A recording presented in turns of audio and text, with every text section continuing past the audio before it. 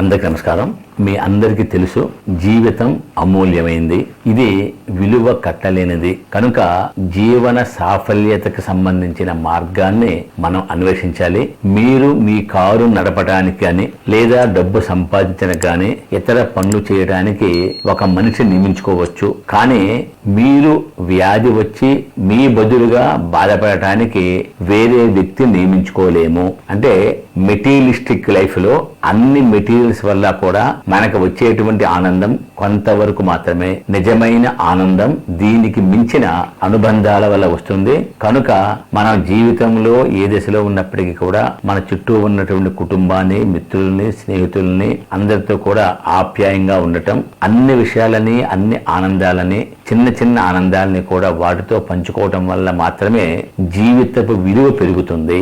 కనుక మీరు మీ యొక్క స్నేహితులు, సోదరిమణులు, సోదరులు, కుటుంబం, మిత్రులు అందరితో కూడా ఆనందంగా ఆడండి, పాడండి, సంతోషంగా ఉండండి, దుఃఖాన్ని పంచుకోండి, ఆనందాన్ని పెంచుకోండి. ఈ విధంగా ఉండటం వల్ల మాత్రమే జీవన సాఫల్యత పెరుగుతుంది. అయితే నిజంగా మన జీవితాన్ని అర్థం చేసుకోవటానికి 6 ఉత్తమమైన ప్రదేశాలు ఉన్నాయి. అవేమిటో ఒకసారి చూద్దాం. ఇందులో మొదటిది ఆసుపత్రి. అంటే ఆరోగ్యమే అసలైన సంపద. ఆరోగ్యం కంటే మెరుగైనది ఏది కూడా ఈ సృష్టిలో లేదు. కనుక మనం ఆరోగ్యాన్ని కాపాడుకోవాలి.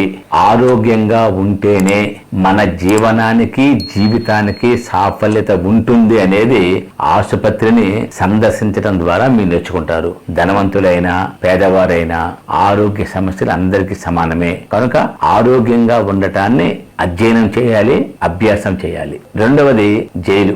జైలు అనేది స్వేచ్ఛ యొక్క గొప్పతనాన్ని, స్వేచ్ఛ యొక్క అవసరాన్ని, దాని యొక్క విలువని చెప్పేది జైలు.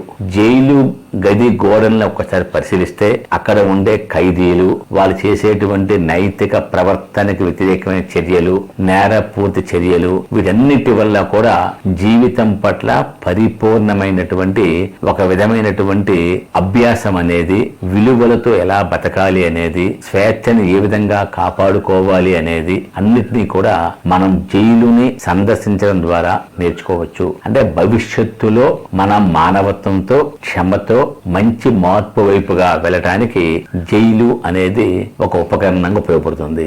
మూడవ ముఖ్యమైనది శ్మశానం. మీ అందరికీ తెలుసు, దాన్ని ప్రతి మనిషికి అంతిమ యాత్ర శ్మశానానికే. కాబట్టి ఎంత సంపాదించినా, ఎంత అక్రమంగా డబ్బులు కూడబెట్టినా, ఏమి చేసినా చేరాల్సిందే మరుభూమికే. కాబట్టి శ్మశానానికి వెళితే వైరాగ్యం వస్తుంది. దాన్ని శ్మశాన వైరాగ్యం అంటారు. అంటే జీవితంలో ఇంత ఇగోలు, ఇంత కోపాలు, ఇంత అసూయలు ఇవన్నీ అవసరం లేదు అనేది మనకి శ్మశానం నేర్పుతుంది. కనుక ప్రతి మనిషి జీవితంలో ఎంతవరకు అవసరమో, ఎటువంటి విలువలు పాటించాలో అనేది మనం ఈ యొక్క శ్మశానం ద్వారా మనం నేర్చుకోవచ్చు.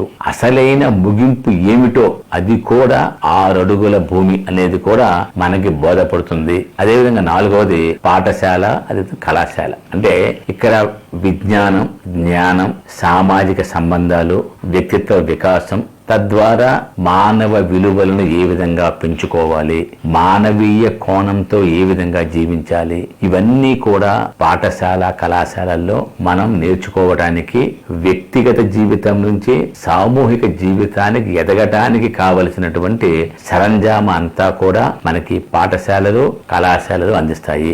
5వ అంశం బస్టాండు లేక రైల్వే స్టేషన్. సామాజిక జీవనంలో ఉండేటువంటి వివిధ వ్యక్తులు, వ్యక్తిత్వాలు, సంఘటనలు ఇవన్నీ కూడా పూర్తి సజీవ దృశ్యమే ఈ రైల్వే స్టేషన్ మరియు బస్టాండ్. కనుక ఇక్కడ ధనికులు, పేదవారు సంబంధం లేకుండా వందల మంది, వేల మంది వివిధ విషయాలలో ప్రయాణం చేయటం వల్ల మానవ జీవితానికి సారూప్యత, నిజమైన గమ్యం వైపు వెళ్ళటానికి ఈ ప్రయాణం అనేది ఒక ఉపకరణంలో ఉపయోగపడుతుంది. కాబట్టి దీని ద్వారా ఆ సామాజిక దృశ్యాలని, సామాజిక సారూప్యతని కూడా మనం గమనించుకోవచ్చు. 6వ అంశం పర్యాటక ప్రదేశాలు, పార్కులు, ప్రకృతి ఒడి అన్ని విషయాలని ప్రకృతితో కలిసి ప్రయాణం చేయటం వల్ల నిజమైన ప్రకృతి ప్రేమికుడుగా మంచి ఆహ్లాదకరమైన వాతావరణం ఉండటము, ఆరోగ్యాన్ని కాపాడుకోవటము, అత్యుత్తమమైనటువంటి ప్రయాణం చేయడానికి ఇటువంటి ప్రకృతి మాత్రమే ఉపయోగపడుతుంది. కాబట్టి nature is beauty, nature is future. దీన్ని గుర్తించుకొని అటువంటి నేచర్ తో కలిసి ప్రయాణం చేయడానికి, నేచర్ ని విధ్వంసం చేయకుండా దాని విలువలని కాపాడటానికి, భూమిని కాపాడి దాన్ని ఉపయోగించుకొని నిజమైన సర్వమానవ సౌభ్రతం వైపుగా వెళ్ళటానికి ఈ యొక్క పార్కు ప్రకృతితో మన యొక్క బంధం అనేది ఉపయోగపడుతుంది. ట్రావెలింగ్ చేయటము, ఒంటరిగా ప్రయాణం చేయటము, అందరితో కలిసి ప్రయాణం చేయటము, కొత్త ప్రదేశాలు చూడటము, ఆలోచన శక్తిని పెంచుకోవటము, ప్రకృతితో వెళ్ళటము, ఇవన్నీ కూడా సరికొత్త అలవాట్లని, సరికొత్త మానవ జీవితాన్ని కూడా చూపిస్తాయి. కాబట్టి ఈ 6 ప్రదేశాల ద్వారా మన జీవనానికి కావలసిన అత్యుత్తమమైన సాధనాలన్నింటినీ కూడా మనం నేర్చుకోవచ్చు. కాబట్టి ఒక్కసారి ఈ 6 అంశాల గురించి కూడా మీరు చర్చించుకోవడమే కాదు, మీ పిల్లలతో చర్చించి మంచి మానవతా విలువలకి బాటలు వేయాలని మీ అందరినీ కోరుతున్నాను. Thank you.